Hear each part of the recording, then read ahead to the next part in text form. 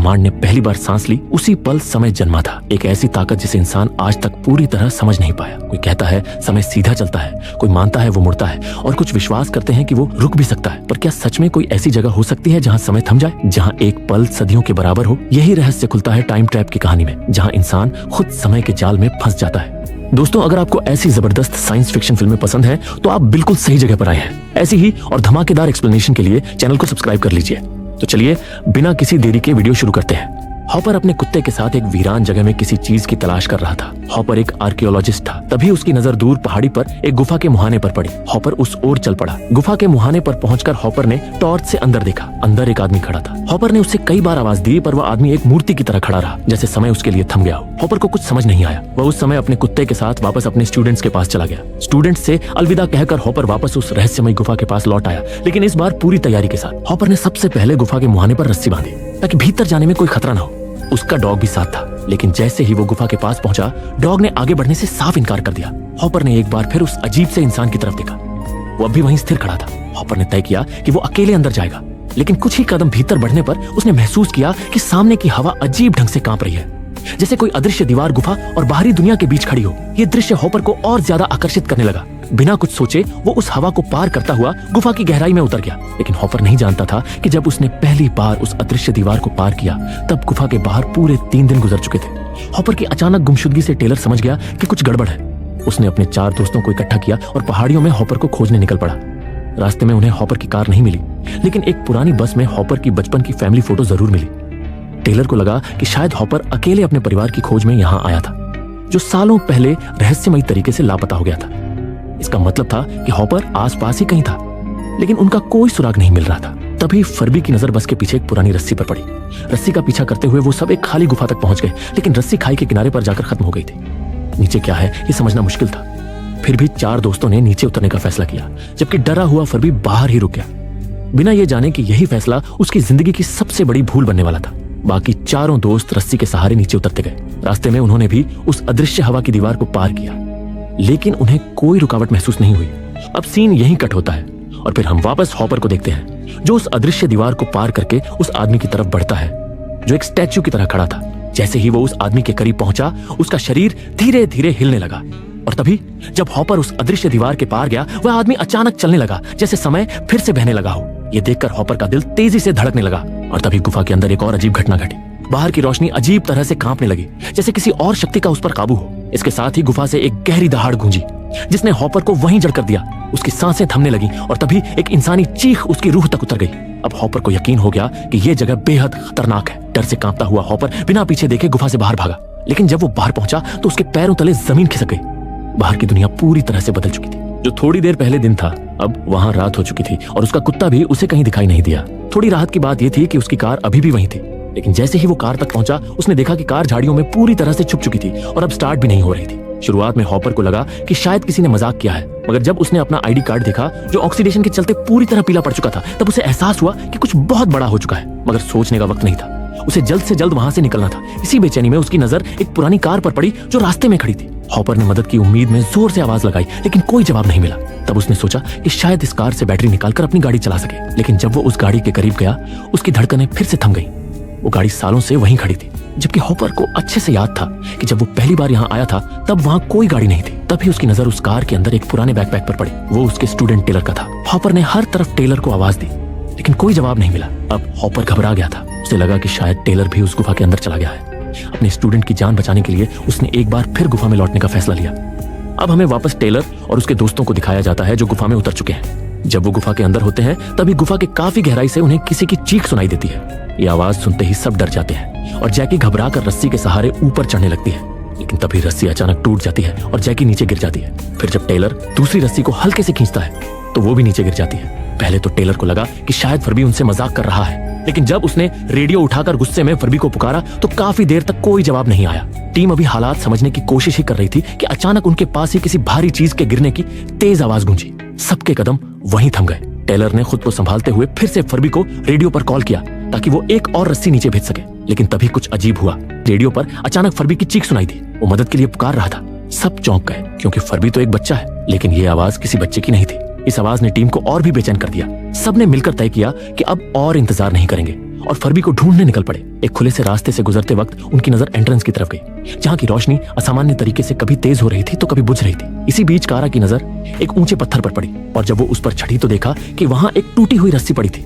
स्पष्ट था कि ये वही रस्सी थी जिससे फर्बी उतरा था, लेकिन जैसे ही उसने नीचे झांका उसका दिल कांप उठा। फर्बी का शरीर वहां बेसुध पड़ा था, सबके चेहरों पर गम और डर एक साथ झलकने लगा। टेलर ने जब रस्सी को ध्यान से देखा तो उसे यकीन हो गया कि कोई इसे जानबूझकर काट चुका था, जैसे फर्बी को नीचे जाने से रोकना चाहता हो। मगर ये बात समझ नहीं आई, क्योंकि फर्बी तो हमेशा से डरपोक था और कभी अकेले नीचे उतरने की हिम्मत नहीं करता था। हालात को समझने के लिए टीम ने फर्बी के रिकॉर्डिंग डिवाइस की मदद लेने का फैसला किया, लेकिन जैसे जैसे फुटेज आगे बढ़ती गई उनकी उलझन और भी गहरी होती चली गई। रिकॉर्डिंग में साफ दिख रहा था कि जब टीम नीचे पहुंची तब तक फर्बी के लिए 7 दिन बीत चुके थे। इन 7 दिनों में फर्बी ने हॉपर की जीप खोज निकाली थी और पहाड़ के बेस पर लगी एक इमरजेंसी रस्सी भी। एक परित्यक्त बस में उसे एक पुराना मिडिवल जर्नल भी मिला, जिसमें लिखा था कि एक स्पेनिश रानी ने अपने पति की जान बचाने के लिए फाउंटेन ऑफ यूथ की तलाश में एक एक्सपीडिशन भेजा था, लेकिन गुफा के मूल निवासियों ने उन पर हमला कर दिया। कुछ लोग मुश्किल से भाग पाए, जबकि पूरी एक आर्मी रहस्यमयी तरीके से गायब हो गई। इससे भी ज्यादा चौंकाने वाली बात तब सामने आई जब फर्बी को एक और जर्नल मिला, हॉपर के पिता का। इससे पता चला कि हॉपर के माता पिता भी कभी इस गुफा में फाउंटेन ऑफ यूथ की तलाश में आए थे,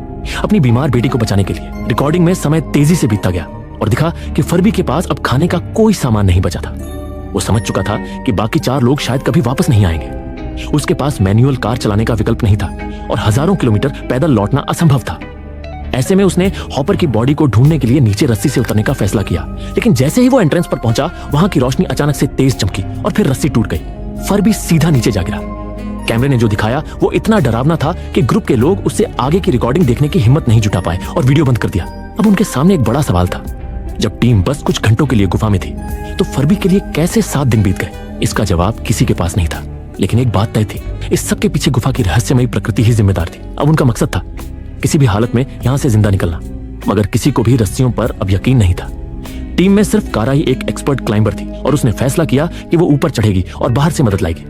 जैसे ही कारा गुफा के बाहर पहुंची उसका दिल सहम गया। जो पहले घना और हरा भरा जंगल था अब वो वीरान बंजर जमीन में बदल चुका था। हवा इतनी जहरीली थी कि वो लगातार खांस रही थी।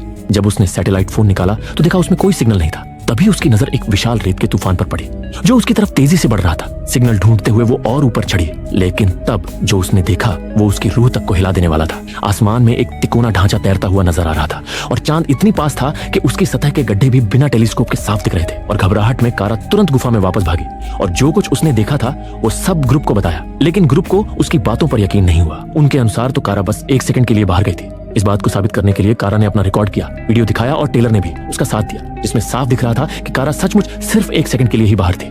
दोनों रिकॉर्डिंग्स का मिलान किया गया तो सबके सामने एक ऐसा सच आया जिसने सबको हिला कर रख दिया। गुफा के भीतर समय बेहद धीमी गति से चल रहा था और एंट्रेंस की चमकती बुझती रोशनी इस बात का संकेत थी कि बाहर सूरज हर पल उग और डूब रहा था। यही वजह थी कि जब भी कोई ऊपर चढ़ने की कोशिश करता गुफा से बाहर का हर सेकंड असल दुनिया में एक पूरा दिन बन जाता था। इतनी तेज रगड़ और वक्त का बोझ कोई भी रस्सी सह नहीं पाती थी, इसीलिए टूट जाती थी। अब टेलर ने एक बार फिर वो रिकॉर्डिंग देखी जिसमें फर्बी गिरा था, लेकिन जैसे जैसे वीडियो आगे बढ़ता गया रहस्य और डर और भी गहराते गए। फर्बी गिरने के बाद तुरंत नहीं मरा था, वो कुछ समय तक बेहोश रहा और फिर धीरे धीरे होश में आने लगा। टेलर के लगातार बुलाने पर आखिरकार फर्बी ने खुद को संभालते हुए रेडियो पर संपर्क करने की हिम्मत जुटाई, लेकिन तभी कुछ ऐसा हुआ जिसने सबको सन्न कर दिया। कैमरे की फुटेज में अचानक एक विशालकाय आकृति के पैर दिखाई दिए और उसी पल बिना किसी हिचकिचाहट के वो रहस्यमय शख्स एक भारी पत्थर उठाकर फर्बी की जान ले लेता है। ये मंजर देखकर ग्रुप को एक बात साफ हो गई, गुफा के भीतर और भी लोग हैं और वो बेहद खतरनाक हैं। लेकिन असली डर की शुरुआत तो अब हुई थी। वीव ने जब नई फुटेज को ध्यान से खंगाला तो उसे एक अजीब बात खटकी। जब फर्बी गिर रहा था उस वक्त सूरज की रोशनी एक जैसी नहीं थी, उसकी दिशा लगातार बदल रही थी। पहले तो वीव को लगा शायद ये कोई कैमरा ग्लिच है, लेकिन जब उसने वीडियो को 10 गुना स्लो करके देखा तो उसकी रूह कांप उठी। वीडियो में जो सूरज चमक रहा था वो असल में हॉराइजन पर था और हर एक फ्लिकर एक पूरे साल के बीतने का संकेत दे रहा था। इस हिसाब से जब गुफा के अंदर सिर्फ 1 घंटा बीता था तब धरती पर हजारों साल गुजर चुके थे। ये जानकर कारा पूरी तरह टूट गई। वो जो अब तक उम्मीद लगाए बैठी थी कि शायद ऊपर जाकर मदद ले आएगी, अब उसे यकीन हो चला कि शायद अब धरती पर इंसान ही न बचे हों। वो ये सब ग्रुप के साथ शेयर कर ही रही थी कि अचानक गुफा के मुंह से एक चमचमाता नीला रोड सीधा नीचे गिरता है और जमीन में धंस जाता है। ग्रुप इस ब्लू रोड के रहस्य को समझने की कोशिश में ही था कि तभी गुफा के मुहाने पर एक अजीब सा शख्स दिखाई देता है। उसकी लंबाई करीब 10 फुट, चेहरा मास्क से ढका हुआ और उसकी मौजूदगी ही काफी थी ग्रुप को डरा देने के लिए। वो बस चुपचाप उन्हें घूरता रहा बिना कोई हरकत के। तभी अचानक पीछे से एक जंगली आदमी उस पर हमला करता है, लेकिन उस विशाल शख्स ने अपनी ताकत और टेक्नोलॉजी से उसे जमीन पर ढेर कर दिया। उसके बाद उसने फिर से ग्रुप की तरफ देखा, लेकिन अब भी कुछ नहीं बोला। इस रहस्यमयी शांति से ग्रुप और ज्यादा घबरा गया। टेलर के लिए यह समझना मुश्किल हो गया कि यह शख्स दोस्त है या दुश्मन। इसीलिए सबने मिलकर वहां से भाग निकलने का फैसला किया, ये सोचे बिना कि असली खतरा तो अब शुरू होने वाला है। एक संकरी सी पत्थर की सुरंग को पार करके वे एक खुली जगह पर पहुंचे। वहां थोड़ी राहत महसूस ही की थी कि जमीन पर एक ताजा लाश देखकर सबके होश उड़ गए। उसका शरीर अब भी गर्म था, जैसे मौत बस कुछ ही मिनट पहले हुई हो। जैकी ने उसका चेहरा देखा और कांप उठी। वो हॉपर की माँ थी, जो 4 दशकों से लापता थी। उसके पास ही हॉपर के पिता का भी शव पड़ा था। यह सब देखकर ग्रुप अब भी सदमे में ही था कि उनकी नजर कुछ जंगली लोगों के एक झुंड पर पड़ी, जो एक काउबॉय की लाश से सामान लूट रहे थे। टेलर ने तुरंत भांप लिया कि यही लोग फर्बी के कातिल हो सकते हैं। उसने सबको इशारे से चुपचाप दूसरी टनल की तरफ बढ़ने को कहा, लेकिन तभी उनमें से एक की नजर ग्रुप पर पड़ गई। अब किसी के पास भागने का रास्ता नहीं था। टेलर ने तय किया कि वो पीछे रहकर लड़ाई करेगा ताकि बाकी लोग बच सके। थोड़ी देर संघर्ष चला, लेकिन अंत में जंगली लोगों ने उसे बेहोश कर दिया और एक ने उसे मार डाला। कारा और 2 बाकी लोग किसी तरह एक संकरी सुरंग में छिप गए और जंगली इंसानों से बच निकले। जब वो लोग चले गए तो कारा वापस टेलर को देखने आई और उसे बुरी हालत में घायल पाया। लेकिन मुसीबत यहीं खत्म नहीं हुई थी। वही विशालकाय शख्स फिर से वहां आ पहुंचा। कारा की धड़कनें तेज हो गईं, लेकिन इस बार वो कुछ नहीं बोला, बस तालाब से पानी भरने आया था। कारा की आंखों में आंसू देखकर वो रुक गया, फिर उसकी ओर बढ़ा। उसने कारा को शांत रहने का इशारा किया और धीरे से टेलर को उठाया और उसे तालाब में डुबा दिया। कारा घबरा गई, उसे लगा ये उसे मार रहा है, लेकिन उस विशालकाय प्राणी ने कारा को हाथ के इशारे से समझाया कि वो उसे बचा रहा है। तभी जंगली इंसान वापस लौट आए। उन्होंने धमकी दी कि यहाँ से चले जाओ, लेकिन जैंट ने उनकी बातों को अनसुना कर दिया और एक को जोरदार मुक्का जड़ दिया। इसी दौरान टेलर की सांसें वापस चलने लगी। वो जिंदा हो गया, लेकिन उसे अब भी ये नहीं पता था कि उसकी जान बचाने वाला उसका दुश्मन नहीं, मददगार था। इसी झड़प में एक जंगली ने गलती से जायंट का मास्क फाड़ दिया और फिर सच्चाई सामने आ गई। वो धरती की हवा में सांस नहीं ले सकता था। ऑक्सीजन की कमी के कारण उसका दम घुटने लगा। फिर भी उसने अपनी आखिरी ताकत से जंगली इंसानों को एक अजीब तकनीक से गिरा दिया, लेकिन खुद भी गिर पड़ा। टेलर ने आखिरकार समझा कि वो उनकी मदद कर रहा था। उसने तुरंत जायंट का मास्क उठाया, लेकिन अब बहुत देर हो चुकी थी। सारा ऑक्सीजन लीक हो चुका था। जायंट के चारों ओर ग्रुप इकट्ठा हो गया। कारा ने उससे पूछा कि बाहर की दुनिया कैसी है। उसने कोई जवाब नहीं दिया, बस एक डिवाइस निकाली और सबके चेहरे स्कैन करने लगा। उसमें सिर्फ मिसिंग पर्सन नोटिस दिखाई दिए। ऐसा लगा जैसे इंसानियत ने उन्हें कब का भुला दिया हो। फिर उसने अपनी बची हुई ताकत से एक प्रोजेक्शन एक्टिवेट किया, जिसमें पूरी ह्यूमन हिस्ट्री सामने आ गई। ग्रुप ने देखा कि उनके गायब होने के 1000 साल बाद धरती की हवा इतनी खराब हो गई थी कि ऑक्सीजन खत्म हो चुका था। पेड़ पौधे, जानवर सब खत्म हो चुके थे। जो कुछ बचा था इंसानियत का, उसने एक ट्रायंगल शेप के फास्टर देन लाइट स्पेसशिप में बैठकर मंगल की ओर रुख किया था। इरादा था कि एक दिन धरती के इकोसिस्टम के ठीक होने के बाद वापस लौटा जाएगा। ये सच्चाई जानकर टेलर और ग्रुप पूरी तरह बिखर गया। अब वो जान चुके थे कि उनका पुराना जीवन हमेशा के लिए खत्म हो चुका है। भले ही वो गुफा से बाहर निकल भी जाएं, अब वहां कुछ भी पहले जैसा नहीं मिलेगा। तभी टेलर को हॉपर का छोड़ा हुआ बैकपैक मिला और उसे याद आया कि वो यहाँ क्यों आए थे। उसने तय किया अब उन्हें हॉपर को ढूंढना होगा और आगे की राह खुद तय करनी होगी। उसने कोबॉय की लाश से एक पुराना रिवॉल्वर उठाया और फिर गुफा के अंधेरे की ओर बढ़ गया, जहाँ शायद उनके सारे सवालों के जवाब छुपे थे। एक मोड़ पर रास्ता 2 हिस्सों में बंट चुका था। वहीं टेलर की नजर जमीन पर पड़ी ग्लो स्टिक्स की एक कतार पर पड़ी, जिसे देखकर वो तुरंत समझ गया कि ये हॉपर की चाल है। शायद उसने ये स्टिक्स इसलिए छोड़ी होंगी ताकि रास्ता याद रहे और कोई भटक न जाए। उन ग्लो स्टिक्स को फॉलो करते हुए टेलर धीरे धीरे आगे बढ़ा और जल्द ही उसे एक अजीब सा नजारा दिखा। सामने एक आदिवासी दिखाई दिया जो अपनी मरणासन्न मां के लिए लेदर का पानी का पाउच ले जा रहा था। लेकिन जो चीज वाकई डरावनी थी वो थी वहां बिखरी पड़ी जंगली इंसानों की लाशें। हर एक के शरीर में गोलियों के निशान थे, जैसे हाल ही में कोई भयानक मुठभेड़ हुई हो। टेलर समझ गया कि ये सब हॉपर का ही काम है और शायद वो अब भी जिंदा है। उसने आदिवासी को अनदेखा किया और सीधा उस गुफा की ओर बढ़ चला। गुफा के भीतर कुछ कदम चलने के बाद टेलर एक कोने तक पहुंचा, जहां उसने हॉपर को बेसुध पड़ा देखा। वो जितना भी चिल्लाया, हॉपर ने कोई प्रतिक्रिया नहीं दी, बस एक टक ऊपर किसी चीज को घूरता रहा। टेलर ने भी ऊपर देखा और जो नजारा सामने था उसने उसकी रूह तक हिला दी। एक चमकदार नीला बैरियर रास्ते को पूरी तरह ब्लॉक कर रहा था, जिसके बाहर एक गुफा थी और उस पार एक जंगली इंसान एक छोटी लड़की का पीछा कर रहा था। हॉपर ने टेलर की उलझन को भांपते ही कहा, वो मेरी बहन है। उसने बताया कि इस गुफा के भीतर समय बेहद धीरे चलता है, बाहर से देखने पर जैसे सब कुछ थम गया हो। हॉपर ने कहा कि ये तो बस शुरुआत है, असली रहस्य तो उस गुफा के भीतर छुपा है। वहां का दृश्य किसी सपने जैसा था। मेडिवल युग के कुछ सैनिक जंगली इंसानों के एक झुंड से लड़ते दिख रहे थे। शायद ये वही स्पेनिश क्वीन की खोई हुई सेना थी, जिनकी कहानियां अब तक बस किताबों में थी। बाहर सदियां बीत चुकी थी, लेकिन गुफा में जंग अभी शुरू ही हुई थी। वक्त की रफ्तार यहाँ इतनी धीमी थी कि इसे समझ पाना लगभग नामुमकिन था। टेलर ने हॉपर की बहन को बचाने की नीयत से बैरियर की तरफ कदम बढ़ाया ही था कि हॉपर ने उसे झट से रोक लिया। हॉपर ने कहा, अगर तुम 1 सेकंड के लिए भी इस बैरियर के उस पार गए तो इस तरफ हजारों साल बीत जाएंगे और जब तक तुम वापस लौटोगे हम सब कब के मर चुके होंगे। उनके पास एक ही चारा था, जल्द से जल्द इस जगह को छोड़ देना। टेलर ने भारी मन से हॉपर की बात मानी और उसे वहां से निकालने की कोशिश करने लगा, लेकिन तभी उसकी नजर हॉपर के सीने के जख्म पर पड़ी, जो उसे हिलने भी नहीं दे रहा था। उसी समय वो जादुई पानी जिसे लड़की ने एक जंगली इंसान पर डाला था अपना असर दिखाने लगा और वो एक एक कर उठने लगे। अब यह तय था कि अगर कुछ नहीं किया गया तो कोई नहीं बचेगा। हॉपर ने हालात को समझते हुए टेलर से उसकी रिवॉल्वर मांगी और कहा कि वो अपनी बची खुची ताकत का इस्तेमाल करेगा ताकि दूसरों को भागने का वक्त मिल सके। उसने चीखते हुए कहा, भागो जब तक मौका है। उसकी आवाज सुनते ही पूरा ग्रुप ये टनल की ओर दौड़ पड़ा, अपने पुराने एग्जिट की तरफ। लेकिन जैसे ही वो उस जगह पहुंचे, उन्होंने देखा कि जहां पहले एक सफेद चमकती रोशनी थी, वहां अब एक स्थिर हरे रंग का ग्लो फैला हुआ था। सभी के चेहरे पर उलझन थी, लेकिन वक्त कम था। वे तुरंत जंट की लैडर की ओर भागे जिससे वो बाहर निकल सकते थे। जैसे ही वे लैडर के पास पहुंचे, उन्होंने देखा कि एग्जिट अब एक चमकते हुए हरे लिक्विड से पूरी तरह ब्लॉक हो चुका था। नीचे जंगली इंसान खड़े होकर उन्हें घूर रहे थे। स्थिति को समझने के बाद कारा ने हिम्मत करके अपना हाथ उस लिक्विड में डाला, लेकिन तुरंत ही एक अज्ञात प्राणी ने उसका हाथ पकड़कर अंदर खींच लिया। कारा ने अपनी पूरी ताकत से संघर्ष किया। टेलर ने तुरंत उसका हाथ पकड़ लिया। नीचे एक जंगली आदमी लैडर में चमकते हुए एक बटन को देख रहा था। उसने जैसे ही एक बटन दबाया, टेलर और बाकी सबका संतुलन बिगड़ गया और वे गिरने लगे। इस अफरा तफरी में कारा पूरी तरह से उस लिक्विड पूल के अंदर खींच ली गई। लेकिन जो सबसे हैरान कर देने वाली बात थी, वो ये कि पूल के अंदर मौजूद प्राणी ने उसे नुकसान पहुंचाने के बजाय उसके चेहरे पर एक ऑक्सीजन मास्क लगा दिया। कारा की नजर से देखा जाए तो टेलर और बाकी लोग जैसे जमे हुए थे, समय जैसे थम गया हो। तभी पानी से 3 इलेक्ट्रॉनिक टेंटिकल्स निकले। उन्होंने टेलर और बाकी लोगों को पकड़कर कसकर जकड़ लिया और हवा में उठा लिया। नीचे खड़े जंगली इंसानों की आंखों में सिर्फ हैरानी और सदमा था। कारा अचानक से फिर एग्जिट पर वापस आई और उसने बाकी लोगों को गाइड किया कि वो अपनी सांस रोकें। फिर एक एक करके उसने सबको पानी के अंदर खींच लिया।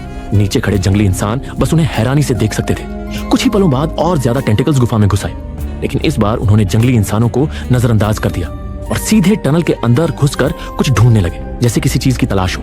सीन अचानक बदलता है और हमें फर भी दिखाई देता है जो किसी पानी से भरे पूल में अचानक होश में आता है। उसने चारों ओर देखा। वातावरण पूरी तरह अजीब था।